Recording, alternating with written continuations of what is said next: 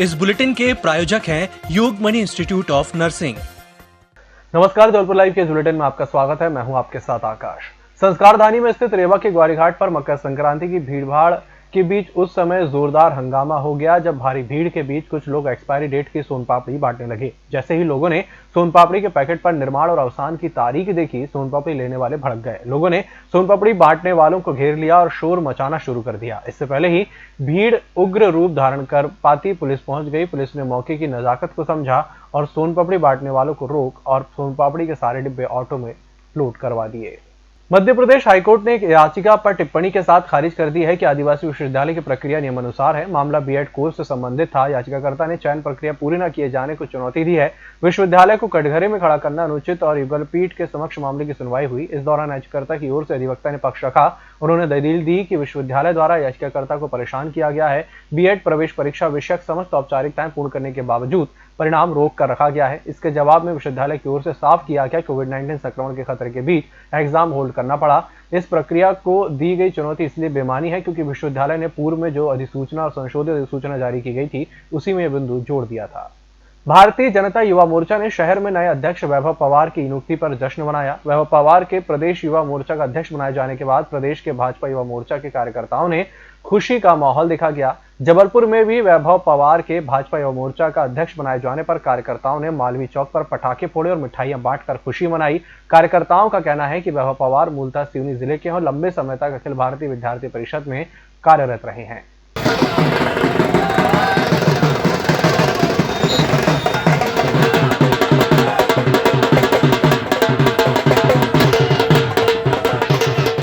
आज जबलपुर में हम सभी युवा भाई, हम पूरे प्रदेश के नेताओं का आभार करते हैं कि एक कार्यकर्ता जो विद्यार्थी परिषद से लेकर युवा मोर्चा के बूथ से लेकर आज प्रदेश का अध्यक्ष बना है, उसके उत्साह के लिए आज हम यहाँ एकत्रित हुए हैं और हम यहाँ पर मिष्ठान वितरण कर आतिशबाजी कर हर्ष मना रहे हैं। शहर के निजी अस्पतालों के साथ और नर्सिंग होम में नगर निगम जांच करेगा जहां अग्नि सुरक्षा के मानकों का पालन नहीं किया जा रहा। निगम की जांच टीम इन अस्पताल और नर्सिंग होम का औचक निरीक्षण कर यहां के सुरक्षा मानकों की जांच करेगी। दरअसल केंद्र सरकार के निर्देश के बाद निगम प्रशासन हरकत में आ गया है। उन्होंने शहर के सभी अस्पताल और नर्सिंग होम को 1 माह के भीतर अग्नि सुरक्षा के मानकों की जानकारी देने को कहा है। भारत सरकार द्वारा इस संबंध में दिशा निर्देश जारी किए हैं जिसका कार्यान्वयन कराने का जिम्मा नगर निगम को सौंपा गया है। निगम आयुक्त अनूप कुमार ने बताया कि अस्पतालों में आकस्मिक होने वाली अग्नि दुर्घटनाओं पर रोक लगाने के लिए गृह मंत्रालय द्वारा जारी निर्देशों का पालन करवाने के लिए कदम उठाए गए हैं। इसके तहत शहर के सभी अस्पतालों और नर्सिंग होम्स बिल्डिंगों में सुरक्षा के उचित उपाय किए जा रहे हैं या नहीं, इसकी जानकारी 1 माह के भीतर निगम प्रशासन को देने को कहा गया है।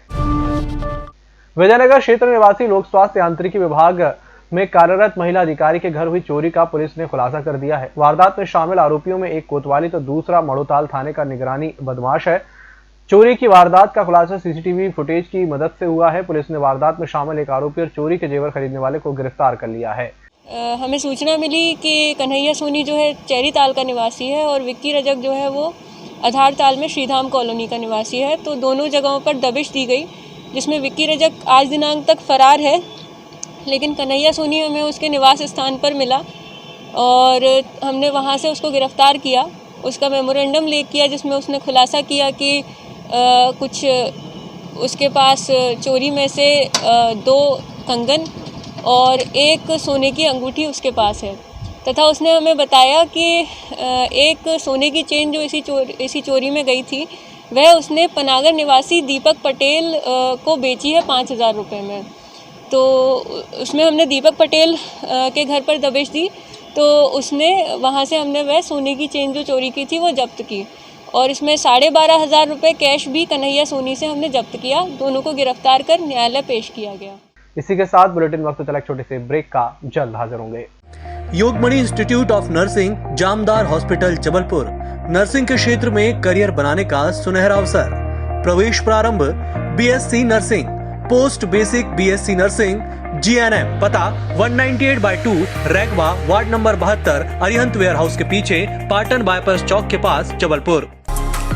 होटल गौरीश्री भोपाल शहर के बीचों बीच स्थित ठहरने की सर्व सुविधा युक्त जगह है। Room available in affordable prices. और facilities free wifi, AC, TV, parking, security, lift, full sanitized room, toiletry kit. Hotel Gaurishri, hall number 8, Chittor complex, MP Nagar, zone 1, Bhopal. Phone number 7898128620। Break के बाद एक बार फिर से आपका स्वागत है।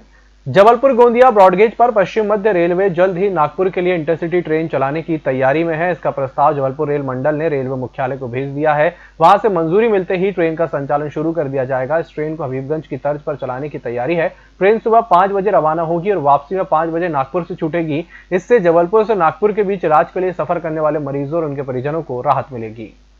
कोरोना को हराने वाली कोविशील्ड वैक्सीन जिले में बनाए गए सभी 7 सेंटर पर पहुंचा दी गई है। प्रधानमंत्री के उद्घाटन के साथ ही टीकाकरण शुरू हो जाएगा। जिले में पहले दिन 700 लोगों को वैक्सीन लगेगी। इसके लिए सभी के पंजीकृत मोबाइल पर मैसेज भेजे जा चुके हैं। गर्भवती, स्तनपान कराने वाली महिलाओं, बच्चों और 14 दिन में अन्य वैक्सीन लेने वालों को डोज नहीं लगेगा। यदि कोई वैक्सीन लगवाने के लिए मना करता है तो उसे भी नहीं लगेगा। जिले को पहली खेप में कुल 28,300 डोज मिले हैं। अधिकारियों ने अभी 12,000 हेल्थ कर्मियों को टीका लगाने का निर्णय लिया है।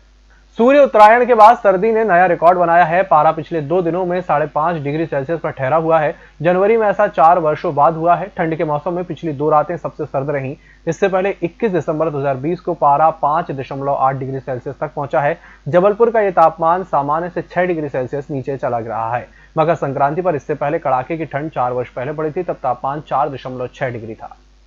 मुफ्ती आजम मध्य प्रदेश हजरत मौलाना मोहम्मद हामिद अहमद सिद्दीकी ने सभी धर्म के अनुयायियों से कोरोना वैक्सीन लगाने के कार्य में शासन और स्वास्थ्य विभाग के अमल को सहयोग प्रदान करने की अपील की है। कलेक्टर कार्यालय जबलपुर के VC कक्ष से मुख्यमंत्री शिवराज सिंह चौहान की वीडियो कॉन्फ्रेंसिंग के माध्यम से बात होने के बाद मुफ्ती आजम मध्य प्रदेश में वैक्सीन को कोरोना के संक्रमण से बचने का एकमात्र तरीका बताया है। जो अभियान शुरू किया गया है ये आवाम के लिए एक बहुत अच्छा काम है और मैं सबसे अपील करूंगा कि वो इसमें भरपूर तरीके से हुकूमत की से ताउन करें।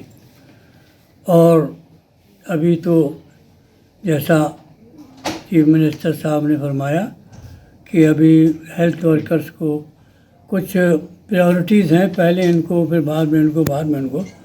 हमारा आपका नंबर तो बहुत बाद में आएगा।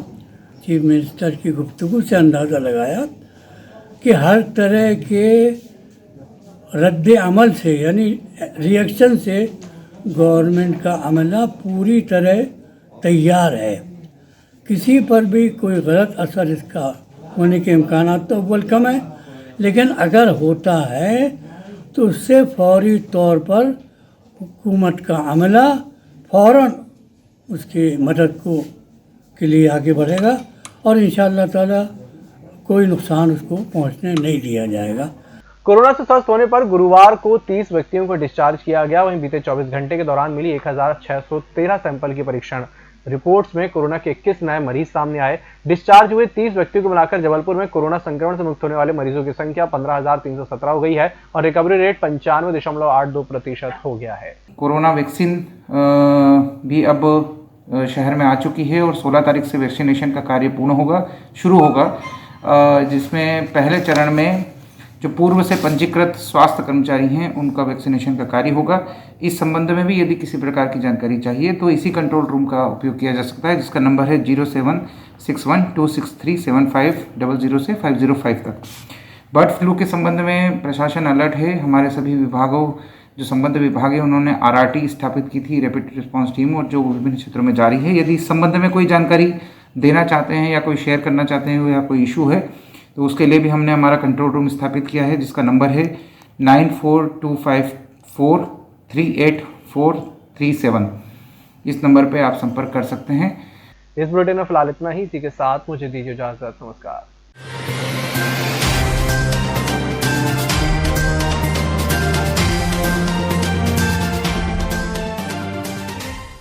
निष्पक्ष, निर्भीक और विश्वसनीय खबरें देखें सिर्फ EMS TV पर।